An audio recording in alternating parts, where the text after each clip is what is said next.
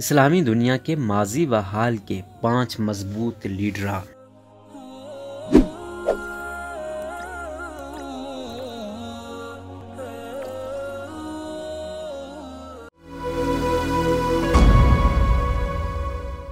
اسلامی دنیا میں ماضی اور حال میں کئی ایسے حکمران گزرے ہیں جنہوں نے اپنی قوم کی فلاح و بہبود کے لیے کام کیا، اسلامی تصورات کو شامل کیا، بلکہ انہوں نے بین الاسلامی اتحاد کے قیام پر بھی زور دیا۔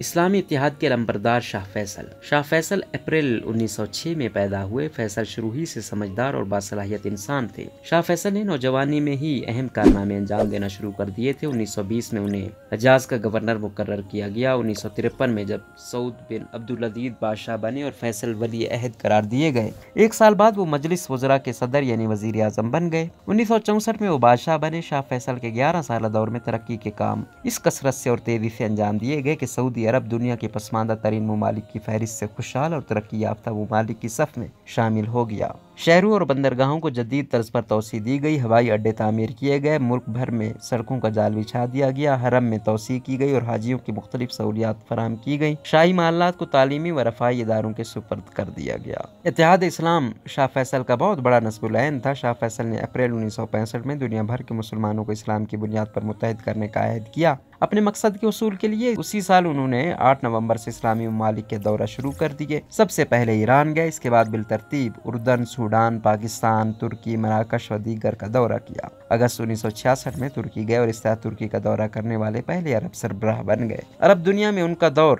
رحلۃ الخیر یعنی بھلائی کے سفر کے نام سے مشہور ہے۔ ان دوروں میں شاہ فیصل نے یہ حقیقت سمجھانے کی کوشش کی کہ مسلمانوں کی نجات صرف اسلام سے وابستہ ہے اور ان کی بھلائی اسلامی اتحاد سے وابستہ ہے۔ اگست 1969 میں مسجد اقصیٰ میں آتش زنی کے واقعے کے بعد عرب اور اسلامی ممالک کو شاہ فیصل کے موقف کی صداقت کا یقین ہو گیا اور تمام اسلامی ملک ایک تنظیم کے تحت متحد ہونے کے لیے تیار ہو گئے۔ 22 تا 25 ستمبر 1969 رباط مراکش میں دنیا کی تاریخ میں پہلی مرتبہ مسلمان سربراہان کی کانفرنس ہوئی، جس کا مستقل دفتر بعد میں جدہ میں قائم کیا گیا۔ اس تاریخ کے بعد اسلامی دفتر یعنی سیکریٹریٹ کے تحت مختلف قسم کی اسلامی کانفرنسوں کا انعقاد پابندی سے ہو رہا ہے۔ اپریل 1966 میں شاہ فیصل نے پہلی مرتبہ پاکستان کا دورہ کیا۔ اس موقع پر اسلام آباد کی مرکزی جامع مسجد کے سارے اخراجات خود اٹھانے کا اعلان کیا۔ مسجد آج شاہ فیصل مسجد کے نام سے دنیا بھر میں جانی جاتی ہے۔ 25 مارچ 1978 میں ریڈیو سے اعلان نشر ہوا کہ سعودی عرب کے فرمانروا شاہ فیصل بن عبدالعزیز کو ان کے بھتیجے فیصل بن مساعد بن عبدالعزیز نے شاہی محل میں گولی مار کر شہید کر دیا۔ اس طرح یہ عظیم لیڈر دنیا سے رخصت ہوئے۔ اسلامی جمہوریہ ایران کے بانی روح اللہ خامنائی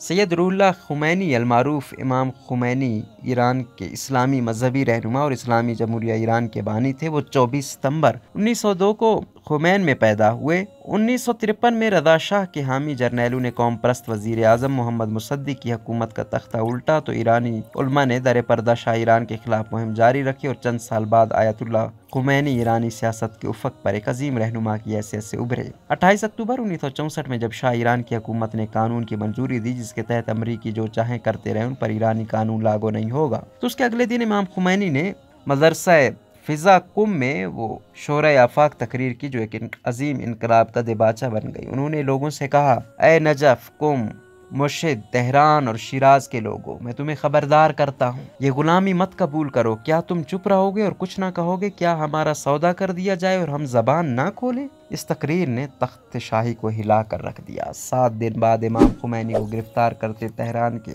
مہرآباد ہوائی اڈے سے جلا وطن کر دیا گیا۔ پہلے وہ ترکی، بعد میں نجف اور پھر فرانس میں رہائش پذیر رہے۔ 17 جنوری 1979 کو شاہ ایران ملک سے چلے گئے۔ امام خمینی 16 سالہ جلا وطنی کے بعد وطن واپس لوٹے تو تہران کے مہرآباد ہوائی اڈے سے بہشت زہرہ کے قبرستان تک لاکھوں ایرانیوں نے ان کا استقبال کیا۔ یہ بھی عجیب دن تھا کہ شاہانہ جاؤ جلال رکھنے والا ایک حکمران امریکہ کی بھرپور سرپرستی کے باوجود ایک امام کے ہاتھوں شکست کھا کر ملک سے فرار ہو چکا تھا۔ اس کی نامزد کردہ شاہ پور بختیار کی حکومت خزاں رسیدہ پتے کی طرح کانپ رہی تھی۔ شاہ نے امام کی آواز دبانے کے لیے کیا کیا جتن نہ کیے، کون کون سے مظالم نہ توڑے، لیکن امام خمینی کی آواز نہ دبائی جا سکی۔ امام خمینی کی انقلابی فکر نے جہاں ایران کو نجات بخشی وہیں پوری دنیا میں اسلامی تحریکوں کے لیے نسیم بہار ثابت ہوئی۔ انقلاب اسلامی سے پہلے ایران خطے میں اسرائیل کا رفیق کار تھا اور اب امام خمینی کی قیادت میں انقلاب کی کامیابی کے بعد ایران نے اعلان کر دیا کہ ہم اسرائیل کو قبول نہیں کرتے۔ امام خمینی نے جہاں دوسرے مقامات پر اپنے آپ کو راج ڈپلومیٹک رسوم و رواج سے بالاتر قرار دیتے ہوئے حقیقی انقلابی رہبر کا کردار پیش کیا،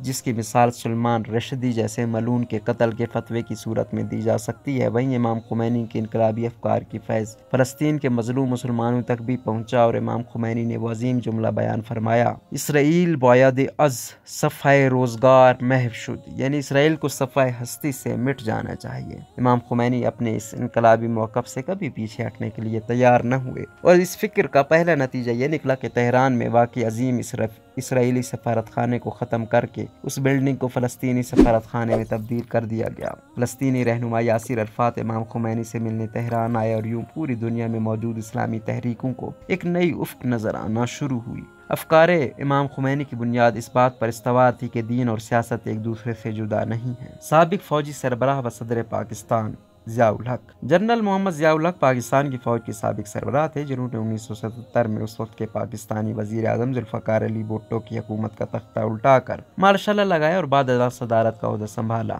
وہ تا دم وفات سپہ سالار اور صدارت دونوں عہدوں پر فائز رہے۔ ضیاء الحق 1924 میں پیدا ہوئے، سن 1945 میں فوج میں کمیشن ملا۔ پاکستان کی آزادی کے بعد ہجرت کر کے پاکستان آگئے۔ 1964 میں لیفٹیننٹ کرنل کے عہدے پر ترقی پائی، 1973 میں میجر جنرل اور اپریل 1975 میں لیفٹیننٹ جنرل کے عہدے پر ترقی دے کر کور کمانڈر بنے۔ 1 مارچ 1976 کو جنرل کے عہدے پر ترقی دے کر پاکستانی آرمی کے چیف آف سٹاف مقرر ہوئے۔ 1977 میں پاکستان قومی اتحاد نے انتخابات میں عام دھاندلی کا الزام لگایا اور ذوالفقار علی بھٹو کے خلاف ایک ملک گیر احتجاج کا سلسلہ شروع ہو گیا، اور 4 جولائی 1977 کی شام مارشل لا کا نفاذ کر دیا گیا۔ دسمبر 1984 کو ضیاء الحق نے صدارتی ریفرنڈم کروایا، جس میں کامیابی کے بعد اس کے منصب صدارت میں توثیق ہو گئی۔ فروری 1985 میں محمد خان جونیجو وزیر اعظم بنے۔ باہمی اعتماد کی بنیاد پر 30 دسمبر 1985 کو مارشل لا اٹھا لیا گیا، اور بے اعتمادی کی بنیاد پر 8ویں ترمیم کے تحت جنرل ضیاء الحق نے 29 مئی 1988 کو محمد خان جونیجو کی حکومت برطرف کر دی۔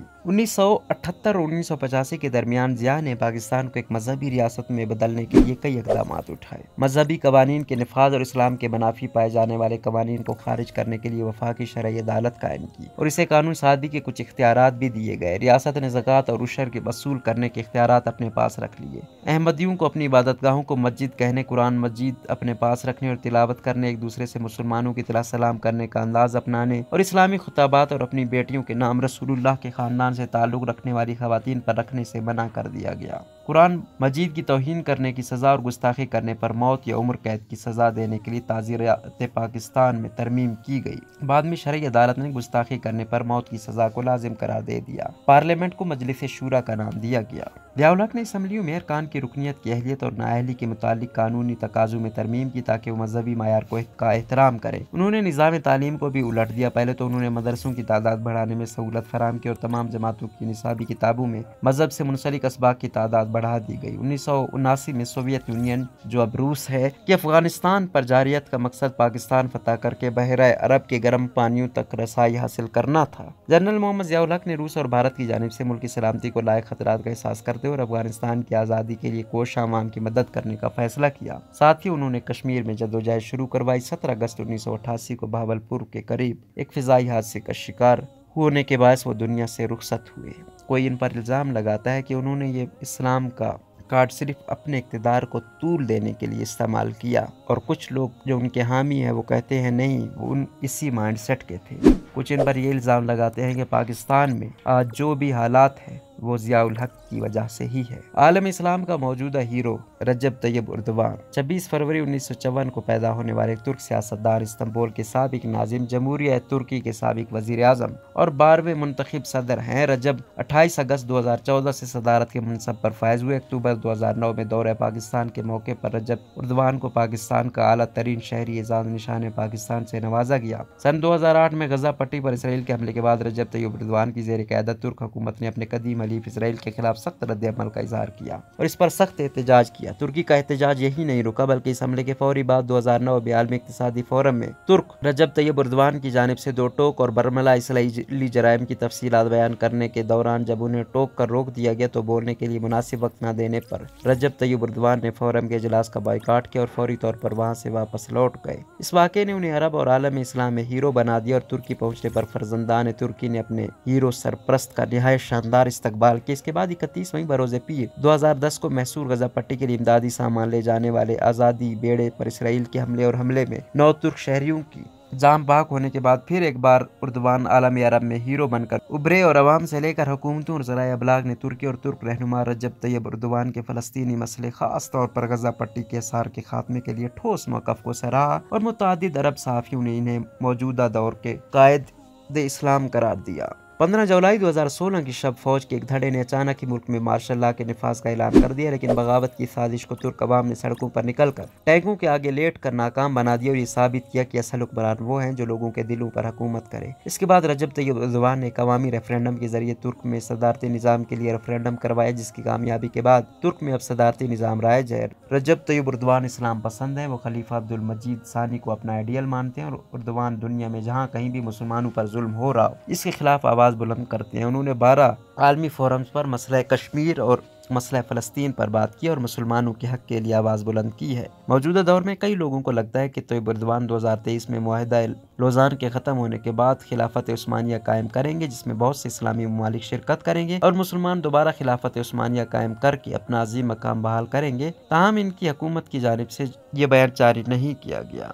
دور جدید کے انقلابی بانی مہاتیر بن محمد ملائیشیا کے سابق وزیر اعظم ہیں، جنہوں نے 10 مئی 2018 کو انتخابات میں کامیابی کے بعد یہ عہدہ سنبھالا تھا، لیکن فروری 2020 میں وہ اپنے عہدے سے دستبردار ہو گئے تھے۔ اس سے قبل وہ اس عہدے پر 1981 سے 2003 تک یعنی 22 سال تک اس عہدے پر فائز رہ چکے ہیں۔ ملائیشیا کی تاریخ میں مہاتیر محمد کا کردار ایک محسن اور دور جدید کے انقلاب کے بانی کے طور پر ہمیشہ یاد رکھا جائے گا۔ مہاتیر محمد نے ملائیشیا کی تاریخ بدلی، قوم کو سیاسی اور سماجی اندھیروں سے نکالا۔ انہوں نے ملائیشیا میں رہنے والے اور مختلف زبانوں بولنے والے لوگوں کے درمیان بڑھتی ہوئی خلیج کو ختم کر کے انہیں ایک قوم کے وجود کے اندر سمو دیا۔ اس کا سارا کریڈٹ اور فخر اس فلسفہ انقلاب کو جاتا ہے جس کی آبیاری مہاتیر محمد نے کی۔ آج مسلم امہ کو جو معاشی اور سیاسی مسائل درپیش ہیں، ان کا علاج مہاتیر محمد کے نظریات میں پوشیدہ ہے۔ مہاتیر محمد 1981 سے لے کر 2003 تک مسلسل ملک کے وزیر اعظم رہے۔ وزیر اعظم بننے کے بعد اپنے ملک کو اہم صنعتی اور ترقی یافتہ قوم میں بدلنے کا ایجنڈا پیش کیا۔ جو پبلک پالیسی مہاتیر محمد نے اختیار کی، اس کی بنیاد در ذیل سیاسی فلسفے پر قائم ہے۔ مہاتیر محمد کے نزدیک خاندان کا ادارہ مالی معاشرے کا بنیادی سماجی اکائی ہے، جس کو ریاست اپنے نظام کا حصہ بنا کر اس کو مالی اور سماجی استحکام بخشے، اور اس کے خاندانی نظام نے ملائیشیا کو جدید ریاست بنانے میں اہم کردار ادا کیا۔ دوسرا نظریہ ریاست ہے، جو مہاتیر محمد کے نزدیک آئین اور قانون کی پاسداری پر قائم ہونا چاہیے۔ ریاست کے نظام خود احتسابی پر قائم ہونا چاہیے۔ وسائل کی تقسیم کا منصفانہ نظام ریاست کو قائم کرنا چاہیے۔ نظم و ضبط میں کسی قسم کی جھول برداشت نہیں کرنی چاہیے۔ مہاتیر محمد کے نزدیک دہشت گردی کا نظریہ بھی مغرب کے سیاسی فلسفے کا حصہ ہے، جس کا مقصد مسلم ممالک کے وسائل پر قبضہ کرنا ہے۔ ان کے نزدیک انسانی حقوق و فرائض میں ایک توازن قائم رکھنا بہت ضروری ہے۔ ان کے مطابق ملے قوم اپنی اسلامی اور دینی شناخت کو کبھی قربان نہیں کر سکتی۔ وہ اسلامی تاریخی ورثے کو اپنی قوم کے وجود کے لیے بہت اہم قرار دیتے ہیں، اور یہی وہ مہاتیر محمد کا فلسفہ تھا جس نے ملائیشیا کو دنیا کی ترقی یافتہ قوم میں بدل دیا۔ آج مہاتیر محمد اسلامی دنیا کے لیے ایک مثالی لیڈر ہیں، جن کے بتائے ہوئے فرمودات پر عمل کر کے کوئی بھی ملک ترقی کی راہ پر گامزن ہو سکتا ہے۔ روزنامہ قدرت کی ویڈیو دیکھنے کے لیے ابھی YouTube چینل پر سبسکرائب کریں اور بیل آئیکن پر بھی کلک کریں۔